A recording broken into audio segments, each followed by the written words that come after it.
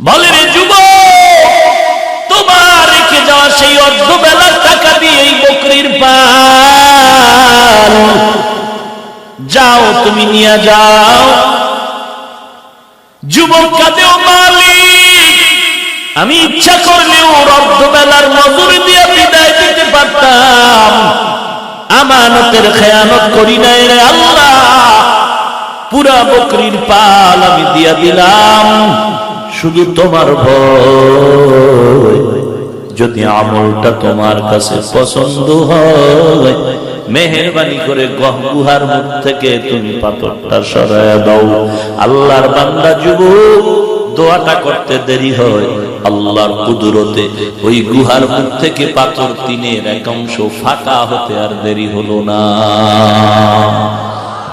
দ্বিতীয় যুবক এবার আল্লাহর দরবারে কান্না শুরু করলেন, হে মালিক আমিও তোমার আদালতের একজন আসামি, জীবন ভর গুনাহ করে কাটিয়েছি, তবে একদিন একটা ভালো কাজ করেছি মনে আছে, জানি না কবুল হয়েছে নাকি।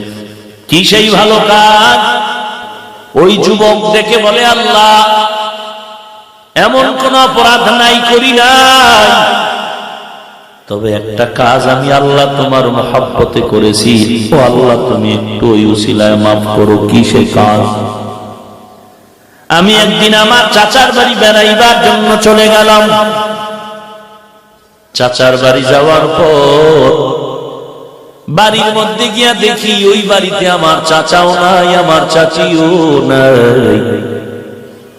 ভেতরে খবর নিয়ে দেখলাম আমার উপযুক্ত যুবতী আমার চাচাতো বোন ঘরে আছে, আর কেউ নাই।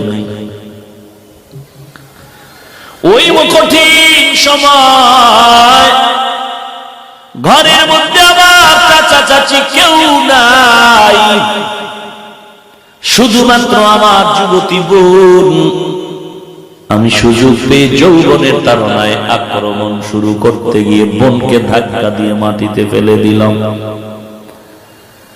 আমি বোনের বুকের উপরে যখন বসে পড়লাম, হঠাৎ তাকায় দেখি বোনের চোখ বেয়ে গাল স্পর্শ করে পানির ফোঁটা গড়াচ্ছে।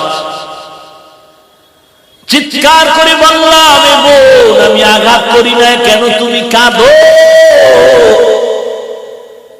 মাটিতে পড়ে আমার বোন বিনয়ের সাথে ফুফাইয়া কান্না করে বলে, ও আমার ভাই, তুমি জানো এখানে আমার মা নাই, আমার বাবাও নাই, ঘরের ভিতরে আমি একা, আজ পর্যন্ত আমার এই জিন্দেগির উপরে কেউ কালিমা লেপন করতে পারে না রে ভাই, তুমি আজ আমার ঘরের মেহমান, আমি আল্লাহর ভয়ে কান্না করতেছি, তুমি আজ আমার জীবনে কলঙ্কের দাগ বসাতে চাও না। আল্লাহ তো রাস্তা খুলে দিয়েছেন, প্রয়োজনে তুমি হালাল ভাবে আমাকে বিবাহ করে নাও, তারপরেও তোমার কাছে আমি অনুরোধ জানাই, তুমি আমার ফুটন্ত গোলাপের মাঝে আঘাত করো না। আমি আল্লাহর কাছে কিভাবে জবাব দিব রে ভাই, আমার চোখের পানি ধরে রাখতে পারি না। যুবক তখন মনকে ছেড়ে দিয়ে চোখের পানি ছেড়ে তিনিও বের হয়ে যায়।